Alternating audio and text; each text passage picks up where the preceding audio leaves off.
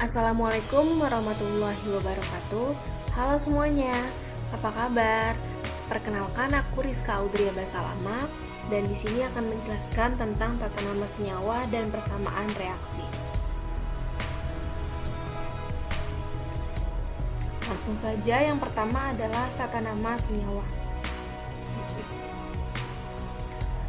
Yang akan dibahas adalah tata nama senyawa biner, tata nama senyawa asam, basa, dan garam, cara membuat rumus kimia, tata nama senyawa ion, dan tata nama senyawa kovalen biner.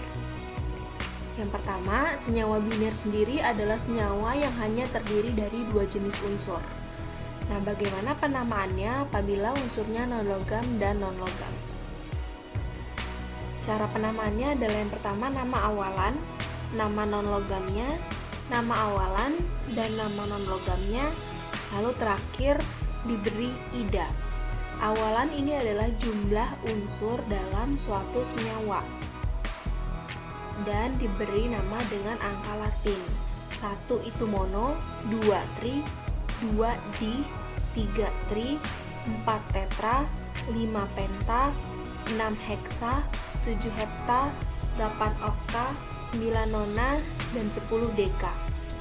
Namun untuk awalan 1, pada unsur pertama tidak perlu disebutkan atau ditulis. Contohnya ini ada CO2. C-nya jumlahnya 1, O-nya jumlahnya 1. Nah, karena C adalah unsur pertama, maka dia tidak perlu diberi nama mono, langsung namanya saja, karbon. O baru diberi nama awalan, yaitu mono. Oksigen, oksi, tambahin belakangnya ida, oksida. Jadi namanya karbon monoksida. CO2 sama, ini C-nya unsur pertama 1, maka langsung karbon.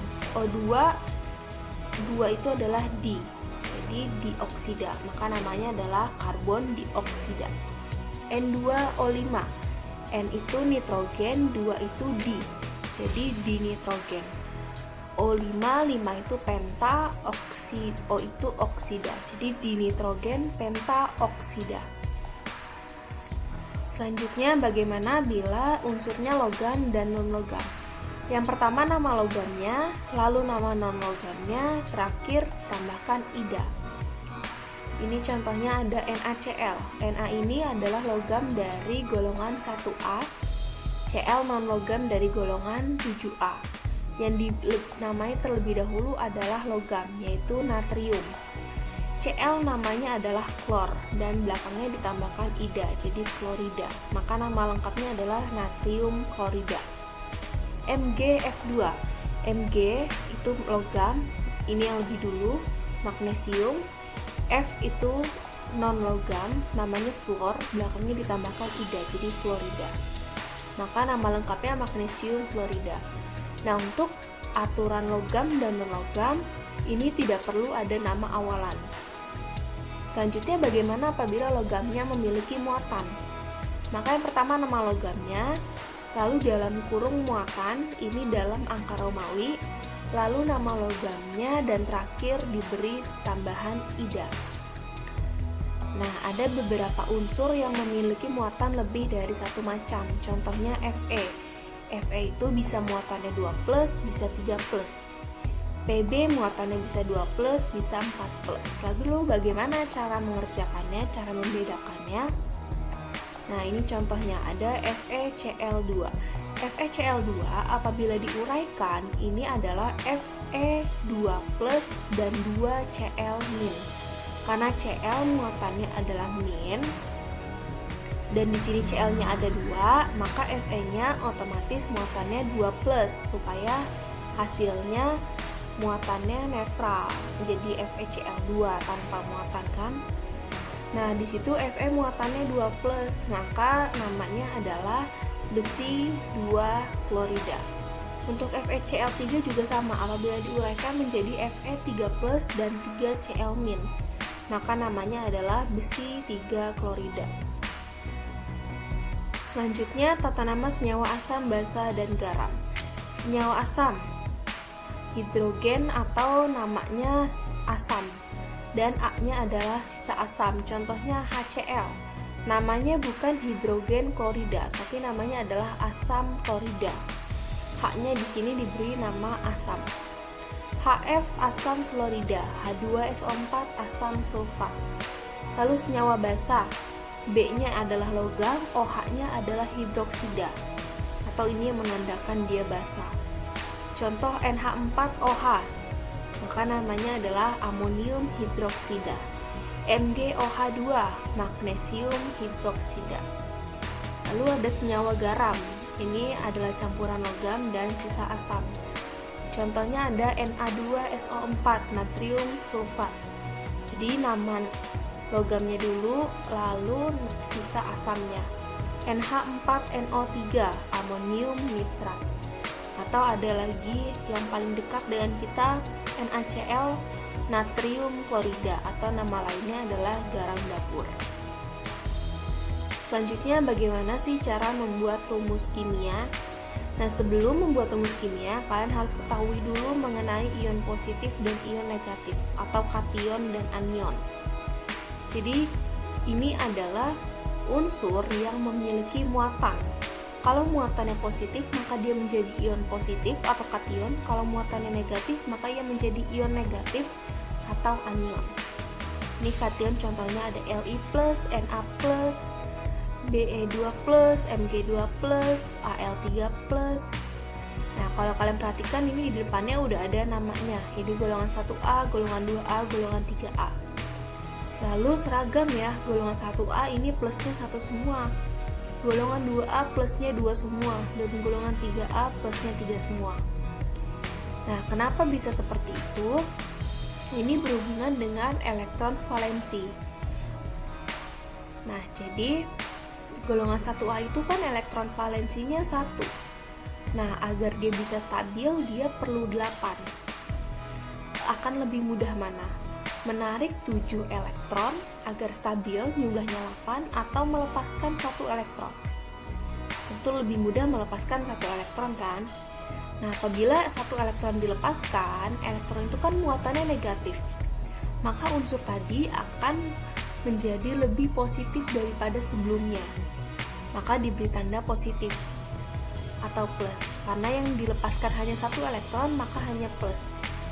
Kalau golongan 2A dia elektron valensinya 2+, maka dia akan lebih mudah melepaskan 2 elektron dibanding menarik 6 elektron. Apabila dilepaskan 2 elektron, maka dia lebih positif, karena yang dilepaskan 2, maka tandanya 2+. Begitu pula untuk golongan 3A. Dan ini ada kation dari golongan lain, ada Zn2+, Ag+, Sn2+, dan Sn4+. Untuk anion ini ada F-, Cl-, Br-, I-, O2-, S-, dan lain-lain. Kalau kalian perhatikan lagi, F, Cl, Br ini ada di golongan yang sama, yaitu 7A. Golongan 7A dia hanya butuh 1 elektron agar stabil. Maka lebih mudah menarik 1 elektron dibanding melepaskan 6 elektron. Menarik 1 elektron yang bermuatan negatif, maka unsur tadi akan bermuatan lebih negatif dari sebelumnya, karena yang ditarik hanya 1 elektron, maka tandanya hanya 1 doang nih negatifnya. Kalau 1 tidak perlu ditulis. Nah, sebelahnya ada O2-. Di O ini oksigen ada di golongan 6A. Akan lebih mudah dia menarik 2 elektron dibandingkan melepaskan 6 elektron. Maka tandanya menjadi 2- karena yang ditarik 2 elektron. Nah, contoh untuk membuat rumus kimia bagaimana? Ini misalnya ada kation Ba2+ ditambah PO4 3-.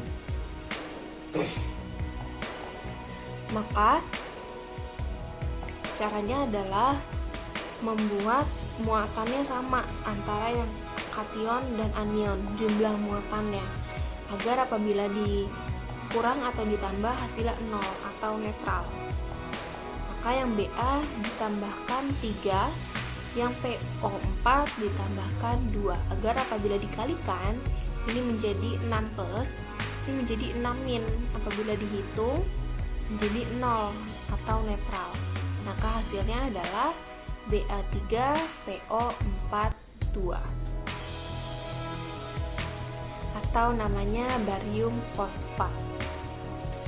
Selanjutnya, tata nama senyawa ion. Untuk menamakan senyawa ion, yang pertama adalah nama ion positifnya, lalu nama ion negatif. Nah, ini adalah nama-nama ion positif atau kation. Nah, ada banyak. Ini perlu dihafalin, perlu banyak-banyak baca. Selanjutnya ada nama-nama ion negatif atau anion. Ini juga ada banyak. Nah, contohnya NaCl. NaCl itu terdiri dari Na+ dan Cl-.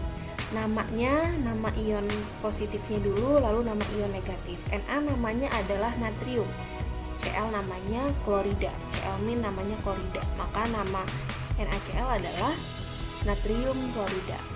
K2SO4 itu terdiri dari 2K+ ditambah SO4 2-. Sama, ini juga ion positifnya dulu, yaitu kalium, SO4 sulfat, maka menjadi kalium sulfat.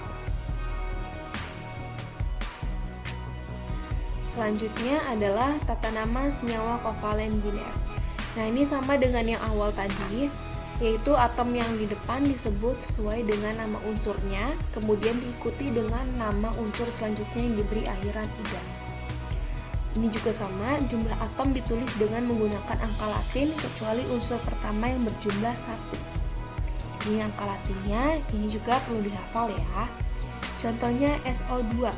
S itu belerang, O2 itu dioksida, maka namanya belerang dioksida. P2O3. P itu fosfor, 2 itu di, maka difosfor. O3. O itu oksida, 3 itu tri, maka difosfor trioksida. Begitu pula untuk Cl2O7, diklor heptaoksida. Selanjutnya kita masuk ke persamaan reaksi. Nah, sebelum kita lebih jauh, ada beberapa hal yang perlu kalian ketahui tentang persamaan reaksi. Yang pertama adalah unsur-unsur atau senyawa yang berada sebelum tanda panah, ini tanda panahnya. Sebelum tanda panah atau di sebelah kiri tanda panah itu namanya adalah reaktan atau preaksi. Sedangkan unsur-unsur atau senyawa yang berada setelah tanda panah itu namanya adalah produk atau hasil reaksi. Selanjutnya, angka 4 yang berada di depan unsur, atau ini angka 2 yang berada di depan unsur Na, ini namanya adalah koefisien reaksi.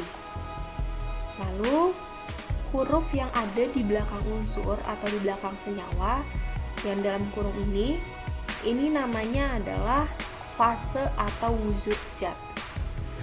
Selanjutnya, untuk angka-angka yang ada di belakang unsur yang kecil, ini namanya adalah angka indeks.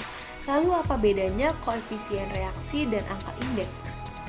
Jadi angka indeks ini adalah angka yang menandakan jumlah unsur yang berada tepat di depannya. Jadi kalau ini O2, maka maksudnya adalah O-nya ini ada 2. Na2, maka Na-nya ada 2. Sedangkan koefisien reaksi ini menandakan jumlah seluruh senyawanya. Contohnya, kalau ini karena hanya ada satu unsur Na2, maka udah pasti Na-nya 4. Nah, kalau seperti ini kasusnya, 2 di sini tidak hanya menandakan Na, tapi dia menandakan O juga. Jadi, O-nya di sini 2. Nah, lalu Na-nya kan tadi udah punya 2 nih, angka indeksnya. Ditambahkan 2 lagi, jadi dikalikan saja. Maka Na jumlahnya 4, 2 dikali 2. O-nya jumlahnya 2. Di sini kan 1 nih, nggak usah ditulis. 1 dikali 2, 2. Selanjutnya adalah fase zat. Fase atau wujud zat itu ada aquos atau lambangnya Aq, ada liquid yang lambangnya L, ada gas yang lambangnya G, dan ada solid yang lambangnya S. Aquos ini adalah cairan, liquid adalah cairan. Lalu apa bedanya antara aquos dan liquid? Aquos ini adalah cairan yang sudah bercampur, seperti contohnya larutan gula. Misalnya kalian ingin membuat air gula, kalian mencampurkan gula dengan air, maka itu adalah campuran, namanya aqueous. Sedangkan liquid adalah cairan yang murni tanpa campuran. Misalnya tadi contohnya gula. Kalau kalian memanaskan gula lalu gulanya menjadi cair, maka itu adalah namanya liquid karena tanpa campuran sama sekali. Di gula saja dicairkan, namanya liquid. Kalau gas, ya gas. Solid adalah padat dari bahasa Inggris. Selanjutnya penyetaraan reaksi kimia. Nah, setara itu adalah apabila suatu reaksi kimia jumlah atom per reaksi atau reaktannya sama dengan jumlah atom pada produk atau hasil reaksi. Note-nya, dalam penyetaraan hanya diperbolehkan merubah angka koefisien reaksi, angka yang ada di depan unsur, dan menjadi bilangan bulat. Contohnya, ini ada dua contoh. Yang pertama, Na plus O2 menjadi Na2O. Kita lihat apakah sudah setara. Seperti yang dikatakan sebelumnya, setara adalah jumlah atom pada reaktan sama dengan jumlah atom pada produk. Na di reaktan ada 1, Na di produk ada 2, berarti belum stabil. O di reaktan ada 2, O di produk ada 1, berarti belum stabil. Cara menambahkannya adalah seperti di note, kalian hanya boleh merubah angka koefisien reaksi, entah itu menjumlahkan atau mengurangi. Nah, berarti cara untuk menstabilkannya adalah di sini ditambahkan 2, O-nya jadi ada 2, sudah setara, namun Na-nya belum setara. Na di produk ada 4, sedangkan Na di reaktan hanya 1, maka ditambahkan 4 di reaktan. Jadi 4Na tambah O2 hasilnya 2Na2O. Nah, ini sudah stabil. Selanjutnya ada C2H6 ditambah O2 menjadi CO2 tambah H2O. Ini juga belum stabil. C-nya di sini 2, di sini 1. H-nya di sini 6, di sini 2. O-nya di sini 2. Di produk O-nya ada 3, 2 tambah 1. Belum stabil, maka kita stabilkan. Nah, tips berikutnya adalah kalian stabilkan unsur selain O dan H terlebih dahulu. Jadi unsur O dan H di belakang aja disetarakannya. Oke, jadi kita setarakan C-nya dulu. C-nya di sini 2. Maka tambahkan 2C di sini. Setara C-nya ya. Lalu H-nya. H di sini 6, di sini 2. Berarti kurang kan H-nya, maka kita tambahkan angka 3 agar 2 kali 3 6 setara. Sekarang O-nya kita hitung. O-nya di sini 2. Di sini O-nya ada 4. 2 di sini dikali 2, 4. Di sini O-nya ada 3. Maka ditambahkan hasilnya 7. Pada produk O-nya ada 7. Pada reaktan O-nya cuma 2. Nah, kalau seperti ini kan tidak bisa angka biasa ya, tidak bisa angka bulat biasa. Karena kalau kalian masukkan 3, 3 kali 2, 6, belum cukup. Sedangkan 4 kali 2, 7, belum cukup, 8. Maka, kalian bisa memasukkan angka pecahan. Yang tepat pecahannya adalah 7 per 2. 7 kali 2, 14, bagi 2, 7. Sama dengan ini. Namun, kita kalikan semuanya menjadi 2, agar pecahannya tidak menjadi pecahan, menjadi angka bulat atau bilangan bulat. Agar pecahannya hilang, kita kalikan 2. Nah, yang dikalikan adalah angka koefisien reaksi. Lagi-lagi yang bisa dirubah hanya angka koefisien reaksi. Yang dikalikan adalah ini, 1 di depan sini, 7 per 2, 2 dan 3, dikalikan 2. Hasilnya adalah 2C2H6 tambah 7O2 menjadi 4CO2 tambah 6H2O. Selanjutnya, penyetaraan reaksi juga bisa menggunakan persamaan matematika. Nah, caranya ini contohnya. Contoh soalnya, setarakan reaksi antara kalsium karbonat dengan larutan asam klorida yang menghasilkan larutan kalsium klorida, karbon dioksida, dan air. Apabila diterjemahkan ke dalam persamaan reaksi atau rumus kimia, maka menjadi seperti ini. CaCO3 solid ditambah HCl aquos menjadi CaCl2 aquos tambah CO2 aquos tambah H2O. Nah, maksud dari persamaan matematika itu adalah dengan mengibaratkan atau memisalkan. Kita misalkan koefisien reaksinya menjadi huruf A, B, C, D, E. Nah, apabila sudah dimisalkan, maka atom Ca ini harus disetarakan antara yang ada di A dengan Ca yang ada di C. Atom C disetarakan dengan C yang ada di A dan C yang ada di D. Atom Cl dengan yang ada di B dan 2 atom Cl yang ada di C, maka ditulisnya 2C. Untuk atom H, 1 yang ada di B dan 2 yang ada di E. Atom O, 3 yang ada di A dan 2 yang ada di D serta 1 yang ada di E.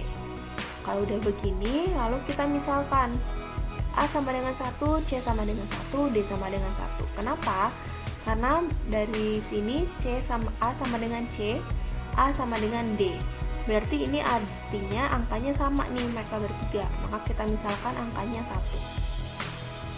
Kalau sudah begini, kita masukkan ke dalam persamaan atom O, yaitu 3A sama dengan 2D tambah E. Kita udah tahu A-nya 1, D-nya 1. Nah, maka dikalikan A 3 kali 1, 2 kali 1 tambah E. Hasilnya 3 sama dengan 2 tambah E.